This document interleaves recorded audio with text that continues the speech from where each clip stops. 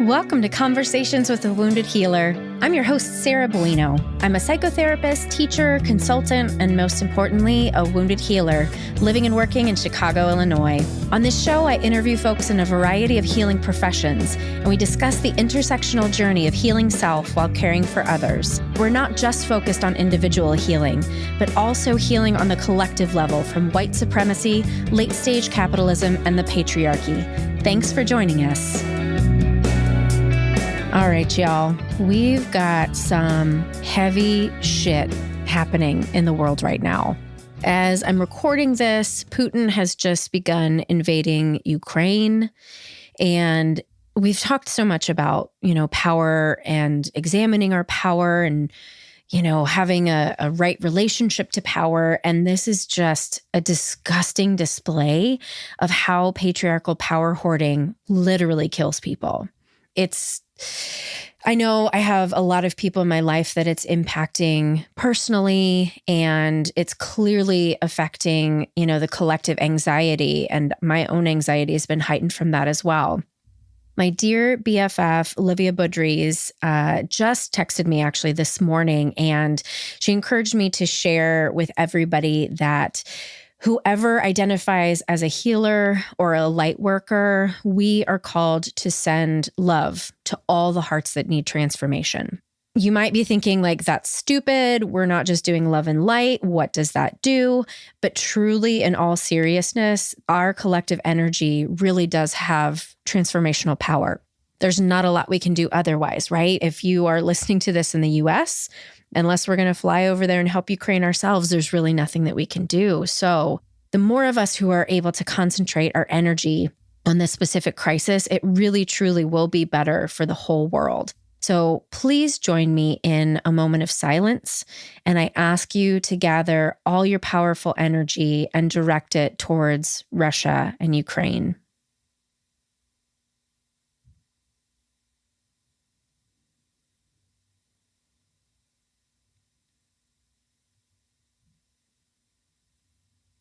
Thank you.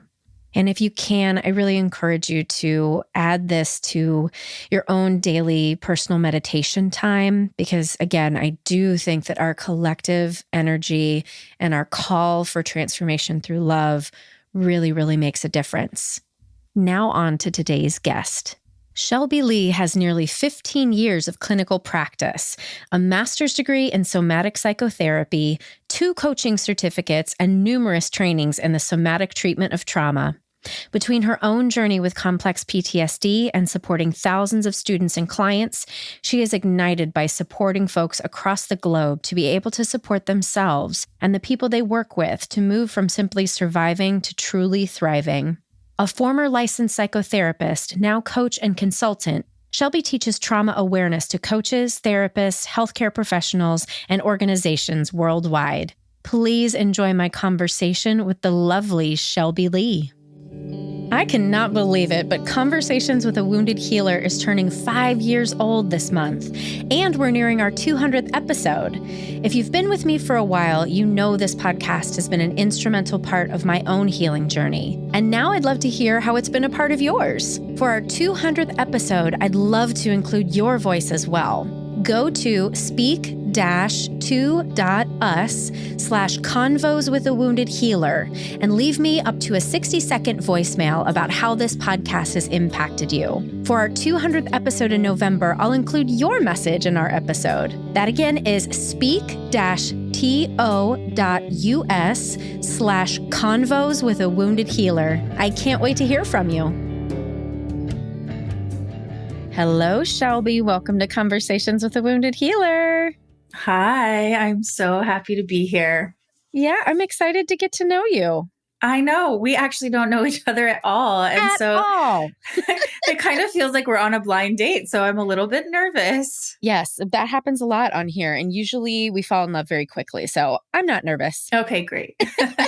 You can lead the way. I'm always nervous anyway. So. Are you really? Even with 2 podcasts? Yeah. No, you know how it is being in the seat of the facilitator. That's very comfortable. And then, anytime the spotlight changes, it's a different experience. Oh, there you go. See, I'm an Enneagram 3. I love the spotlight. Being a performer, it helps. Yeah.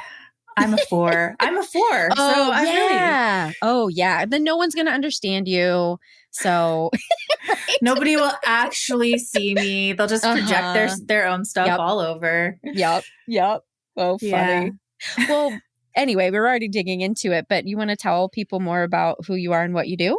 Sure. I am a trained somatic psychotherapist. I am a coach these days. I call myself a coach and a consultant. My biggest passion in what I do and everything I do is teach trauma-informed care. So whether that's to therapists, to coaches or facilitators, or to these days medical professionals, I am just a huge advocate for everybody deserving to feel safe and really deeply cared for and to have trustworthy relationships. So I support all sorts of coaches in our supervision programs, learning how to really embody being a trustworthy human and somebody who trusts ourselves in these roles. And how to be more fully ourselves so we don't feel like we need to tiptoe in order to be providing care. And I have a lot of hats I wear, so I bet we'll touch on them. I tend to do some trauma therapy still. I used to be a trauma specialist as a therapist. And these days, as the business grows and grows and grows and grows, I'm more in a teacher role more often.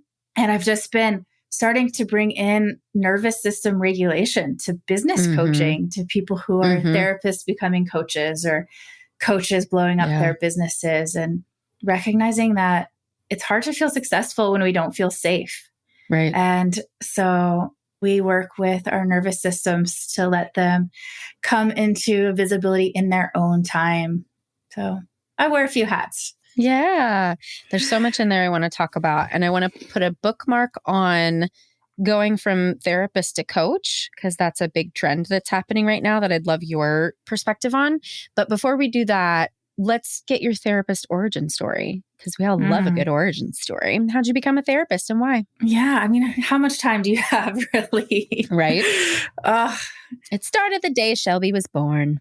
Yes, or exactly. Before, probably.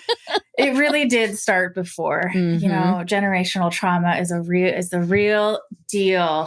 And to this day, I still feel like I am weeding through some really painful roots of just ruptures and misattunement and the things that happened before I even came into this world. And I experienced an incredible amount of what we would call developmental trauma and had no idea probably until about 5 years ago. Same. Yeah. And I was a trauma therapist over a decade ago, but I didn't understand the impacts and nuances of developmental trauma until recently. What modality helped you understand that?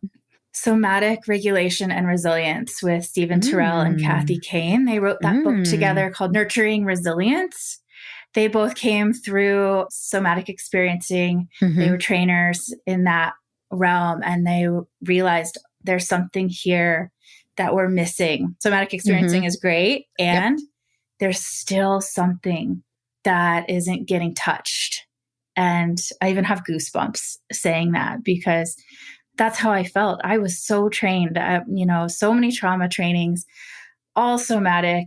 And I was doing really good work with my own nervous system, with others, but there was still something that wasn't getting touched until I started to realize, oh, this is early. This is early trauma.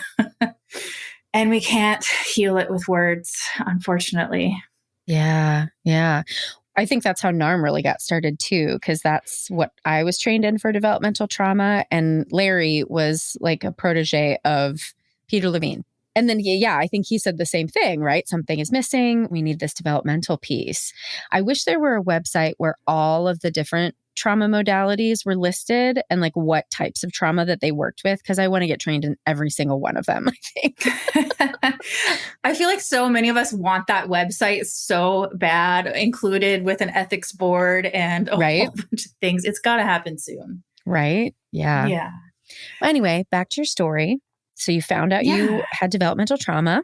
Yeah. So, I spent so many years just severely depressed very, very, very anxious and using a lot of alcohol and drugs and relationships and you name it to try to cope with the amount of shame I was carrying, I felt insane. Like I didn't know why I felt so bad all the time because I was in a family that, was a product of some major toxic positivity and narcissism. And, I was raised by a sociopath too in there.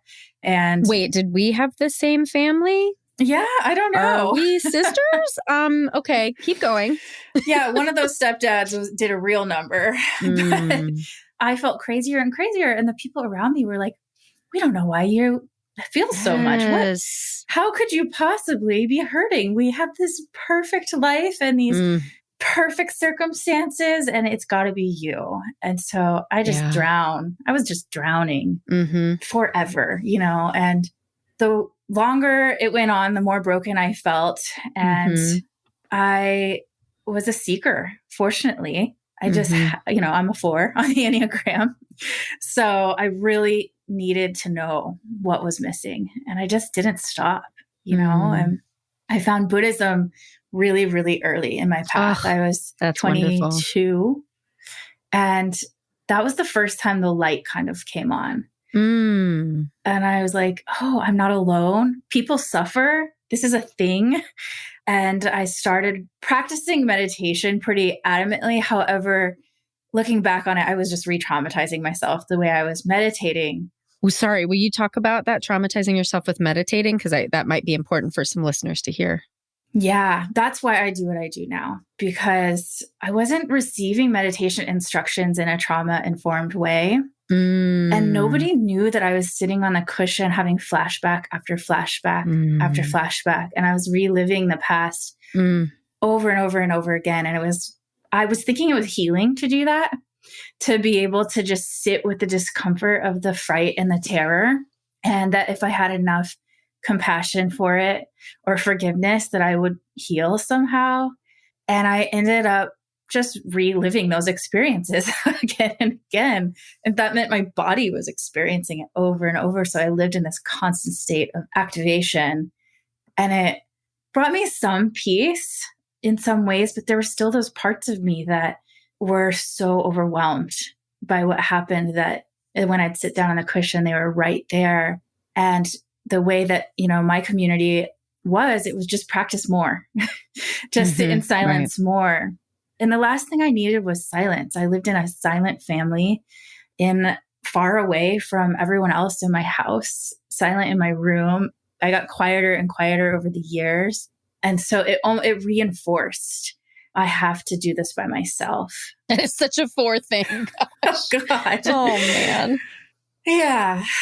So there were some things that helped, like in DBT. DBT takes mindfulness tools to help with some of that dysregulation and to really be able to place my mind where I wanted. Yeah. But at the same time, it was very confusing. I didn't know exactly where my mind was supposed to be because I didn't have any roadmap for peace. My whole system was oriented towards alarm, fear, terror, and fright. And so there's nowhere else to put my mind. That was the only place that I knew, which was really unfortunate. I am so appreciating that you're sharing this, because one of the pieces of feedback that I get from listeners, especially people who are contemplating becoming therapists, or maybe they're in school for therapy, I often hear, I am afraid I'm too crazy to be a therapist. I'm afraid I am not going to be able to get my shit together. And I relate to your story so much. And definitely there have been times in the past 12 years that I've been a therapist that I still relate to that story and that feeling. I was talking with my therapist yesterday about the shame of who I was and the fear of somehow mentally going back there, like being that person again who just didn't know any better and just was like, I was just hurting myself over and over and over again. And that's what I hear with your story too. And I'm so glad that we put these things in the light so that other people really know that they're not alone. Yeah, that's why I love your podcast so much. We are human and most of us are pretty crazy as therapists, Yes. It's so rare to meet a therapist that hasn't been through so much. Most of us come to therapy trying to figure out why we feel so bad, not necessarily because we want to help others. And we're no more crazy than others, but we're just extra brave because we're willing to show up and look at it and be with it and dig into it. And it takes a lot to be able to show up and meet the things we meet in ourselves and our clients. Yeah. Well, not all therapists show up too. I guess I want to say that because I continue to be surprised. I always just assume that people are like me and you in this like voraciously seeking healing and understanding and truth. And that isn't everybody, even in our field. And so the folks who listen to this podcast and the folks who are inspired by it, I hope like we all create community together as folks who really are prioritizing that healing. I am so with you. It's stunning to look around in the therapy field and see a lot of the harm that has been caused because people aren't able or willing to really show up and look at the things that they need to look at. And it's part of why I work with coaches so much these days too, because a lot of them have stories that, oh, if I'm not trained as a therapist, I'm not good enough. And I'm like, look, we've all got our stuff. Every industry's got the shadow. Every industry's got the light. And we can't put anyone on a pedestal. We've got to really build the trust. Right. Because there are coaches who have no business coaching and there are therapists who have no business therapizing. And then vice versa. There are, coaches who probably should be therapists, but don't have the training. Like there's all sorts. I think I used to be very judgmental of coaching because you didn't have to have the educational background. But now so many therapists are becoming coaches because frankly, we are fucking burnt out. And broke. Right. Yeah. So why did you make the switch? I was working for a worldwide coaching, a sex, love, relationship coaches certification program. And I was supporting them in understanding trauma and helping them learn how to meet trauma as it showed up in their coaching sessions. I was bringing in some covert mindfulness as well. And I was living in Portland and I think it was 2015 or 16. That's bad that I don't know the year, but it also makes sense. My dad committed suicide that year. Wow. And it was a year, it really hit me hard. And he and I weren't close, but my whole life, I had hoped we would be close someday. And so it just really took it out of me. It really was very, very difficult to keep doing life the way I was doing it. I lived in Portland. I had a private practice downtown. I lived in a little suburb. And it was though I was like 50 years old living as a 35-year-old back then. And I had a bunch of friends living in Bali, working online who were therapists who had become coaches. And they were like, come, Portland prices are raising. And I was working for this school that was just blowing up. And I had the opportunity to just go online and teach for them if I wanted to. And I just jumped, in those moments of tragedy, there are those little windows where it's almost like you can be really reckless if you want, or you can really do whatever you want because you just get all the permission in the world to feel your feelings and go with what you're feeling. Or I did, fortunately. And so I jumped. Yeah, it's almost like, what do I have to lose when something so terrible just happened? I might as well just burn it all to the ground and do something completely different. Exactly. Yeah. And I was actually originally a coach. So I was trained as an NLP coach in 2005. And then I was like, oh my gosh, I need to become a therapist. I don't know enough about anything. And I was quite young. And so I just started realizing I could bring both of those worlds together. And the way that licensing works in our country, I couldn't move to Bali and stay being a therapist, even online. So I called myself a coach and it worked. It was amazing, the shift, like so many clients came in, so many teaching opportunities when you really follow what wants to expand.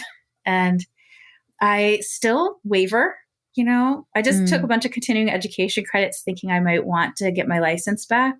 But I love seeing clients all over the world, which we can't do when we're licensed in Oregon anyways. Right. I have students in every continent right now. Even Antarctica? Is that a whole continent? Yeah. Isn't it? Yeah. It must be. I don't know. I think. Okay. No, I should take that back. Well, we need a history lesson. I think. Now I want to Google it. Keep going. I'm going to Google it while you. That's great. I love it. On most continents. And I hear different accents every day. And it just lights me up to be able to walk along the side of so many different people from different cultures and different places in the healing of trauma. And so I get to do that being a coach. And the way I work doesn't really look that different. Right. But I also get to charge what my results are worth instead of what the United States healthcare system thinks my results are worth, which feels better to me too. Yeah. Yeah. Well, this just in for anybody who needs to know. Yes, Antarctica is a continent. I Google, is Antarctica a continent? And literally just the answer yes pops up. So that's good for all of us to know. Yes. Thank you. Here's the thing that I grapple with in terms of coaching. So, well, one being accessibility, right? Like I too want to be able to charge what I feel I'm worth, but then I'm not accessible to people, who want to use their insurance. I absolutely hate our country's insurance industry. It's bullshit. I also hear, though, from people who live in Canada that even when we have public health, it doesn't necessarily cover therapy. So even if we got like a single payer system, that might not solve it, right? So I really think it's actually like we just need to value health and mental health above all else. And that's never going to happen. So accessibility is part of it. But then there is also, because I teach in a social work program, and as a therapist, as we just talked about, there are people who have no business being therapists. And every once in a while, it doesn't happen very often, but every once in a while, I get a student in my class that is that person. And I feel very protective of the profession. I feel very protective of the potential clients that could be harmed by this person. And so there are checks and balances with being a therapist, yet still terrible people get through. And so I just worry. And I don't know what the answer is, right? Because I want healers to be able to heal. And I don't want harmers to be able to harm. But there's nothing this is probably where Buddhism comes in, right? Because we can just hold it and be with it and know that it sucks and we don't have control. Yeah, I think you're right. To be with that feeling in ourselves and to be able to kind of feel some space around it is really important. And the way I work with the accessibility piece, there's no one right way for sure. But I really do still see clients at like the bottom of my sliding scale from when I was a licensed psychotherapist. And then I have clients that I see for 10 times that or more, doing different things, which works for me because my goal is to be able to create a foundation someday, where I can actually make a dent in this shitty system. And I can't make a dent if I do a sliding scale on everyone. I'm burnt out and I'm tired and broke and it's exhausting and stressful. But if I can make millions coaching and teaching and also hold some precious spots for folks in marginalized populations and be able to have a big dent in terms of not harming, that's my goal. I really, really want to be able to do that. And I can't do that if I'm not thriving. And I have hit so many walls over the last 15 years, not thriving with Lyme's disease and fibromyalgia and all of the things that come with overworking and getting underpaid and all of the stuff that comes with it. Right. When we talk about big systems that we can't change, I get really tired. Yeah. So let's move on because we're just going to like talk into a chasm and make each other mad about it. Our first cohort of Wounded Healers virtual group is full. If you wanted to join but missed this opportunity, never fear. I'll be hosting the group again this summer and likely next year as well. Wounded Healers virtual group is an 8-week group for mental health professionals led by me. In this group, we will create a sacred container to support one another's healing, integrating spirituality, principles of the neuroaffective relational model, shame resilience, and liberation psychology. We'll use the chakra system as a frame for our weekly meetings. To be notified about the next cohort, go to tinyurl.com/woundedhealerwaitlist. Again, that's tinyurl.com/woundedhealerwaitlist. Are you a healer? I love this question so much because I'm a pretty adamant activist that, yes, I'm a healer. I'm a healer of my own experience, my own trauma, my own body, heart, and mind, which enables me to sit alongside others who are doing the same, who are healing. I don't want to presume that I heal others because I believe everyone has their own capacity to heal themselves. They're the experts of their own bodies. And I don't want to be in that power dynamic. When I can really know and trust that the people who I'm working with are healers, it's a way better setup for them and me. So it's interesting because in my marketing, I market to healers, therapists, coaches, and healers, because people know what I mean when I say that. Right. But it feels kind of a little interesting to do it that way. Yeah, it's interesting that you bring up power because that's been something that I feel like I've been working with over the past 4 or 5 years, like my relationship to power, the way power has been used against me, the way I have unwittingly used it against other people and then become aware of it and feel like a terrible person. Right? Can you talk a little bit about your relationship with power? Sure.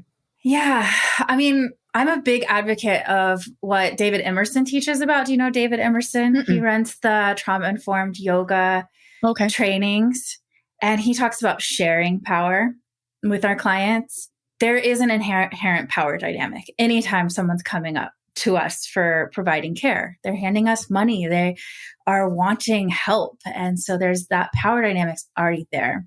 And when we know that, we can do our best to go, how do I share power? How do we collaborate?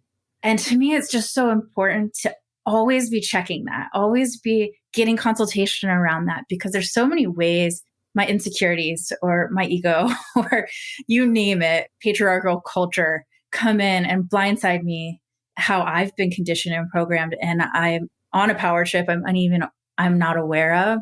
And also I have been the recipient of so many power trips from others, from my stepfathers, from lots of family, from quote unquote healers. I've been sexually assaulted by healers who thought that they were my guru or whatever. And it disgusts me. It really disgusts me. And so I just want to keep in the practice of checking myself and finding more and more ways to collaborate with my clients so that power can be shared. Because when we've been traumatized, one of the most healing things, I know you know this, is to find empowerment again. And we can't do that if the people who are supporting us are doing secret little power plays out of their insecurity, right?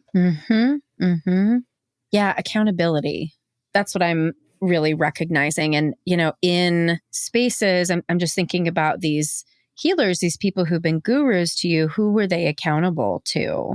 And, of course, they're accountable to the people that follow them, but there's no checks and balances necessarily, because how we're conditioned in some of these systems is that these people have all the answers. Even if they say they don't have all the answers, that's the dynamic that's created. And when they are not being honest about how much power they have because of that, that's when shit goes haywire. Yeah. And the unfortunate part is that a lot of them don't have any awareness around this. It's not like it's malicious. It's not like it's planned. Yep. They are just not doing the work they need to do to be awake to the abuse and violence that's happening. And I mean abuse and violence all the way down to the most subtle levels, when they think they know what's best for me instead of letting me listen into my own wisdom, that kind of thing. Right. Oh my God. That's been something I've been really tuning into recently, about just how readily I continue to give that away rather than trust what my gut tells me. Because my gut tells me every time. And then I reason it away. And I'm like, no, this person knows more than me because XYZ. Or, I should trust the organization because XYZ. And then in the end, I cause myself a lot of pain because I just didn't listen. It's amazing. How many times do we have to learn that lesson? I still learn that lesson at least once a week, where I forget that I have my own autonomous power. And I just, my little inner child comes up and I'm like, can you help me? Will you take care of me? Mm-hmm. Well, I think that is part of our conditioning, right? In a patriarchal system where we are taught that someone who has power knows better than you. Nope. Yeah, I love this. Yeah. Nope. I'm like squeezing my hand down here. Yeah, I I could feel see the shaking. tension in your upper body. Right. Yeah. Did you have any religious upbringing? I was raised as a non-denominational Christian, Mm-hmm. and it's not as intense as others. It was kind of like we went to church on Sundays and we were all nice to each other that day and said grace at the dinner table, but like I can't repeat scriptures to you or anything Mm-hmm. like that. But when I realized I was not straight, I was like, I don't really fit here. And that was like 13 years old. Mm. And then I realized how much damage that was causing to so many other of my queer friends and Mm-hmm. people I looked up to. And I just walked away. Yeah. Wow. Can I ask about sexuality? Like, do you consider yourself a lesbian or bisexual or? Yeah, I would say bisexual. Yeah. Okay. That's where I kind of fall too. And I never thought about it. Just bringing this up, I'm curious why, because my mom was always like, I was in theater. So of course I had tons of gay friends. And so she was like, well, hate the sin, love the sinner. But I never applied that to myself somehow. I was just like, well, I don't know. Maybe it was because I could hide it and you never tell anybody. I don't know. I don't know. I am curious for that about myself too. I'm very straight passing. People have no clue unless they actually wanted to get to know me. Yeah. And I could hide really easily. And I don't know if this might be the total left field tangent, but I like somebody said something to me yesterday. We were talking in one of our groups about what it's like to come out as a coach, as a bisexual person who's straight passing. And she quoted something about how so many of us who identified as queer younger in life, especially with religion around, were pegged as shy. And it was really a product of like actually going more and more inside the more we realized who we were. And when she said that, I was just like, I was told I was shy so much. And it just really resonated with me. Wow, that's interesting. Because I am not shy.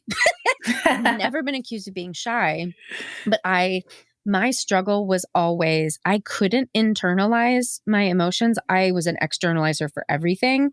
And so that's what I really related to when you were sharing earlier, just this like the behaviors, doing all these sort of self-harm behaviors and the emotions went along with that. I could not keep it in, but kept getting punished for being out there, until I found my people. Is that the difference between the 3 and the 4, you think? Probably, I would say. Yeah. Because I Yeah. always wanted to be seen. And part of the 3 is getting that admiration externally. Yeah, that makes a lot of sense. Yeah. I always thought I was a 2-wing, but the more I learn about 4, I feel like I don't know. I've heard at different times in your life, you can swing one way or the other. No pun intended. Yeah. But yeah. Yeah, no, I certainly have. I was at 5 wing. I mean, I think you can really have both. That's how I was taught years and years ago. But I was very much on the 5 and now very much on the 3 leaning. So I think it happens when you integrate some trauma in your life. Yeah, when the shadow is a part of you instead of an exiled part. Exactly. Yeah. Just welcoming it all in. Well, how do you feel about the term wounded healer? It was interesting hearing, I knew you were going to ask me that. I heard it on another one of your podcasts. When I heard you say that, I was like, yes, 100%. Absolutely. That feels very, very true. And almost to a point where I was so identified with it that I was like, that's like really become my identity. Yeah. I wonder if that's a good thing or not. But it was just like, yep, that's me. Well, doesn't have to be good or bad. Right. But I think, I guess I'm hopeful that people like us who identify with the wounded healer and are also actively seeking to heal the wounds, that's the ticket, right? Because we can certainly be wallowing in our wounds and be this like victim martyr. Or I don't know. I did see a thing about coaches on Instagram. It was like, if you have healed something just recently, like that does not make you a healer. Like you can't just jump in. Like I was at a podcast conference a couple weeks ago and somebody was like, yeah, I got sober in February and now I'm a sober coach. And I'm like, that's dangerous. You know nothing. I mean, this poor sweet girl, I'm sure she doesn't actually know a lot, but like that's so dangerous when you really haven't really truly worked on it yet. And in 9 months, you haven't figured out sobriety. I was just silently screaming into the air over here. Yeah.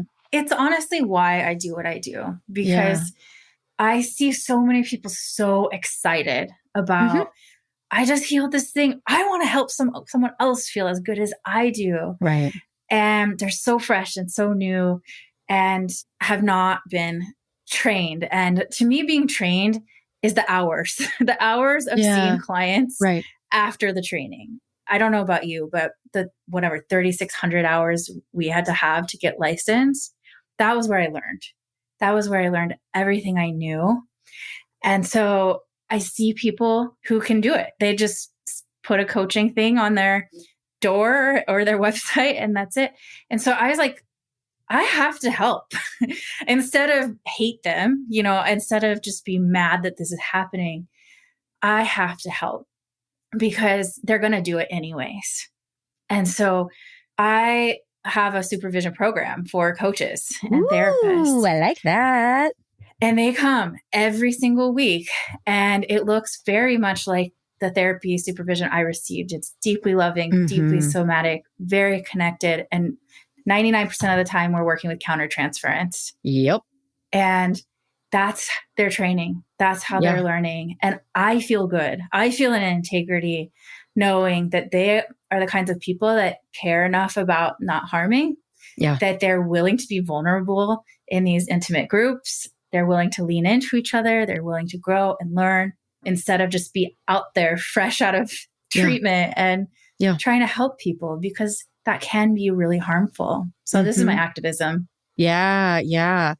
Well, I'm thinking of, the person who might be listening. And we talked earlier about like, we're not healed. We're still fucked up. Everybody's fucked up, right? Join in the party. But how, and I don't have an answer to this. I kind of wanted to work it out together with you. How does one know that they are ready to be a helper? Well, you said something a few minutes ago about people just being healed at the podcast conference, and then starting their healing business. And something that I really try to remember for myself and support others to remember is, say you're writing a post about healing to your audience or whatever. Has it been integrated first in you? Can you breathe fully as you're talking about this experience? Can you feel your feet on the ground, your butt in the chair? Can you feel access to your own, heart and presence, instead of a lot of posts that I've written and never published, which I'm like gripped while I'm writing, So I like to look for the cues in the body. Am I centered? Am I here? Do I have all parts of me online? Not just the part that was horrified going through that experience. So that's the first thing I think of. What about you? Well, the accountability piece was coming up for me. And I was just thinking about the mentors that I've had in my work. And there are times when I don't want to tell them something because I think they're going to tell me no. So that's a good indicator that if I'm willing to tell somebody the thing that I think I'm not supposed to do, then I have an awareness of what might, like, boundary-wise be okay and not be okay. Absolutely. That's such a good self-check too.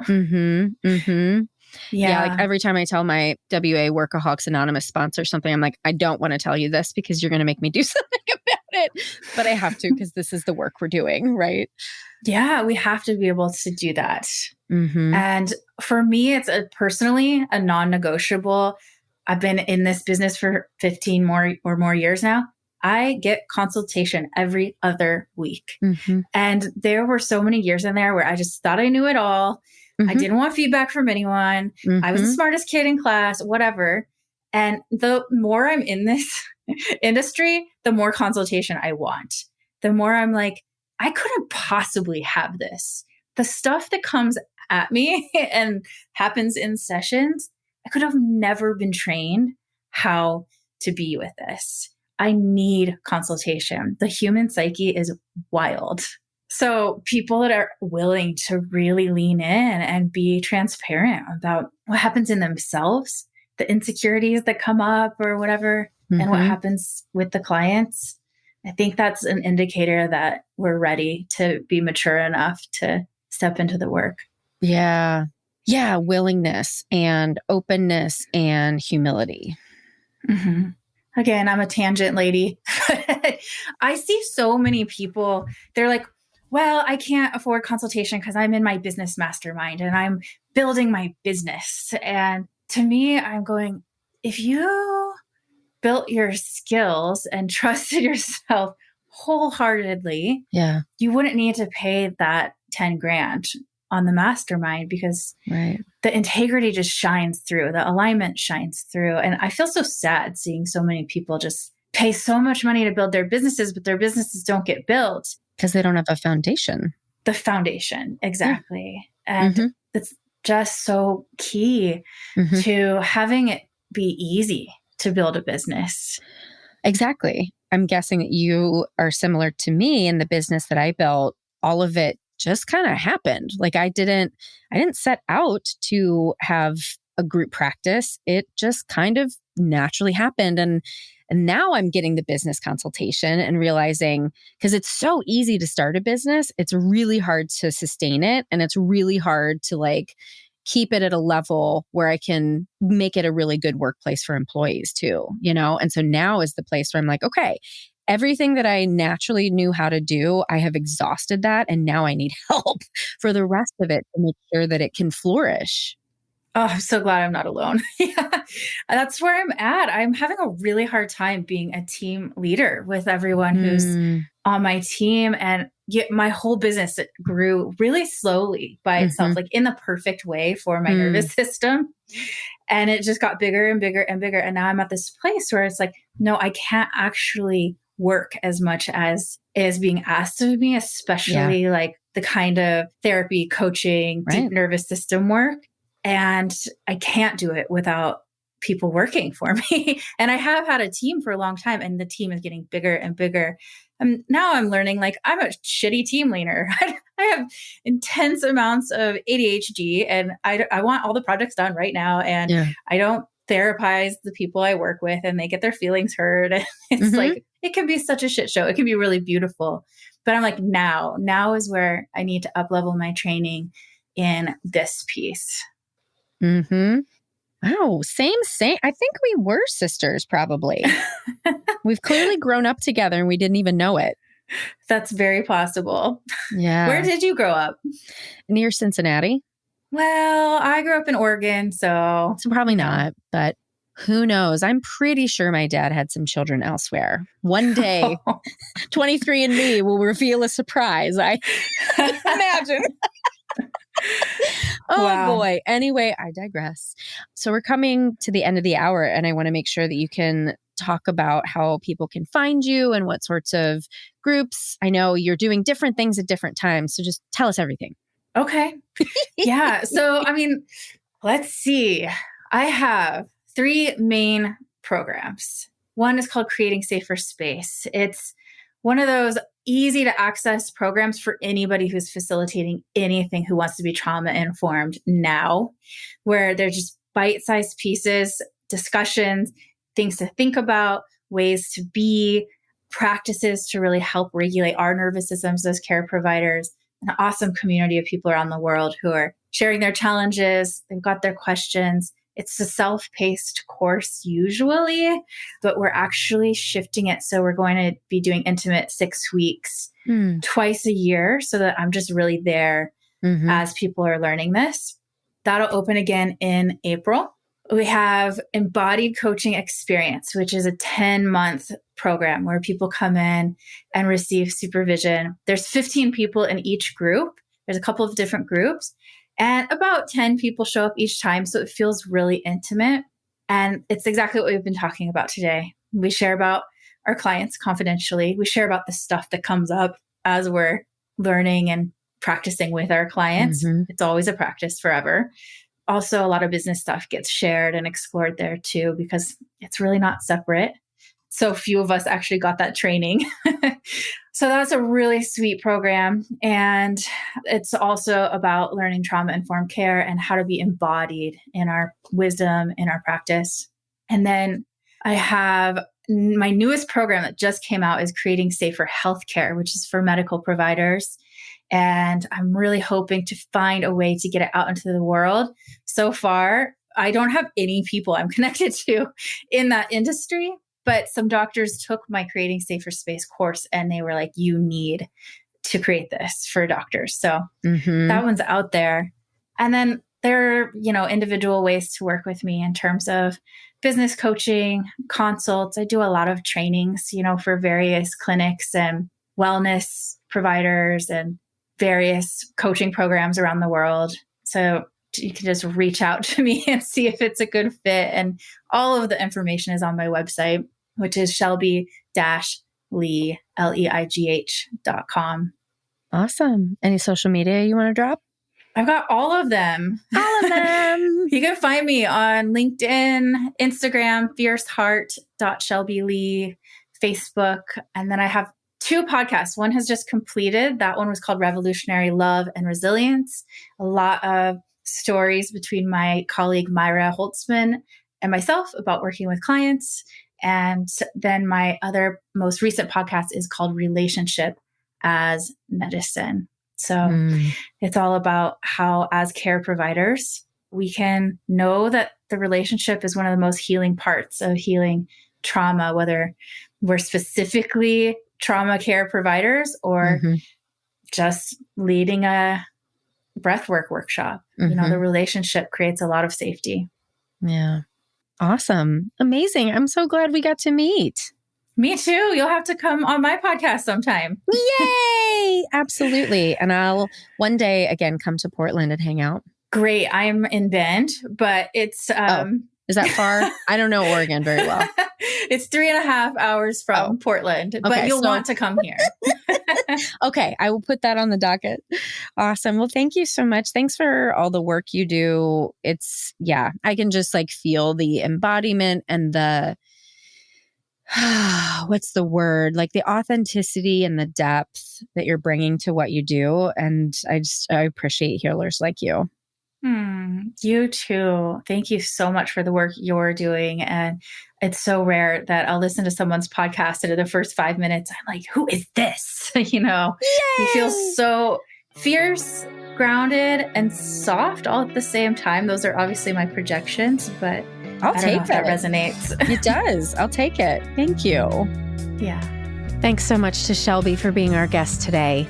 To learn more about Shelby, you can visit our website at www.headhearttherapy.com/podcast. And as always, thanks to Andrea Klunder and the Creative Imposter Studios for editing, to Liam O'Donnell for our album art, and to Ben Mueller for our theme music. Until next time, bye-bye.